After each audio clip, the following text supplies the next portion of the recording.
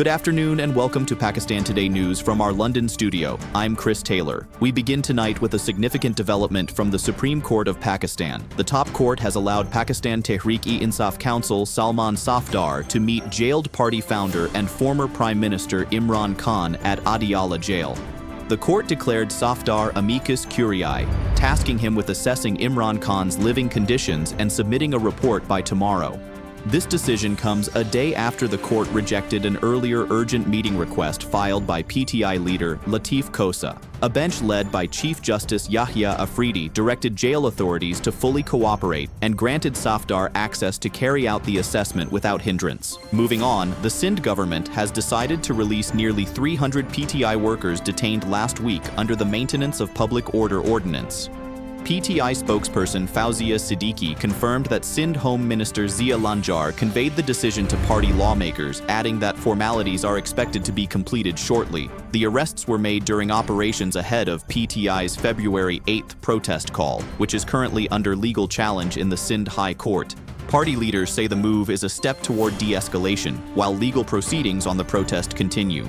Pakistan's Prime Minister Shehbaz Sharif is set to travel to Washington on February 18th to attend the inaugural leaders meeting of U.S. President Donald Trump's Board of Peace. The summit, scheduled for February 19th at the U.S. Institute of Peace, will focus on Gaza's post-war reconstruction and on formalizing the board's mandate and structure. Leaders from 8 Muslim-majority countries, including Saudi Arabia, Turkey, Egypt, Jordan, Indonesia, Qatar, the UAE, and Pakistan, are expected to attend.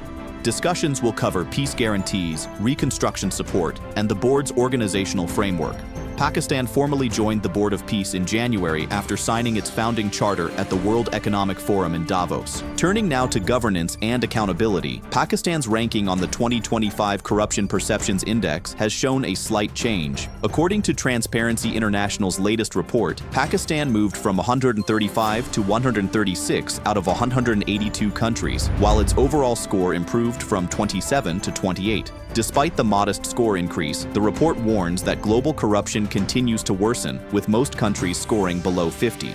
Transparency International has urged stronger governance reforms, independent oversight and protection of civic space to sustain progress and effectively curb corruption. We now bring you details of a major incident in Punjab. A massive fire broke out at a textile factory in the Rawat industrial estate near Rawalpindi. To tell us more, we're joined by our correspondent Drake Rowland, who is reporting from Lahore. Drake, what's the latest? Chris, firefighters battled the blaze for nearly 16 hours before finally bringing it under control.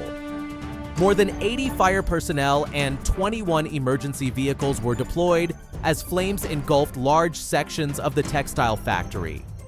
While no fatalities were reported, officials say the factory has suffered extensive damage. Firefighters are continuing cooling operations due to concerns over structural cracks, and authorities have confirmed that the cause of the fire remains under investigation. Thank you, Drake, for that update. Back to Islamabad now, where Senate lawmakers have unanimously condemned last week's suicide blast in the Tarlai area. The Senate passed a resolution demanding a fair, transparent, and time-bound investigation to bring the attackers and their sponsors to justice. Lawmakers also called for improved intelligence coordination and enhanced security measures in the capital. While the House expressed condolences to victims' families and praised first responders, proceedings turned tense as opposition members criticized Basant celebrations during national mourning and blamed political rivals for security failures. Heated exchanges highlighted deep political divisions over counterterrorism strategies. And finally, a major development on the sports and diplomatic front.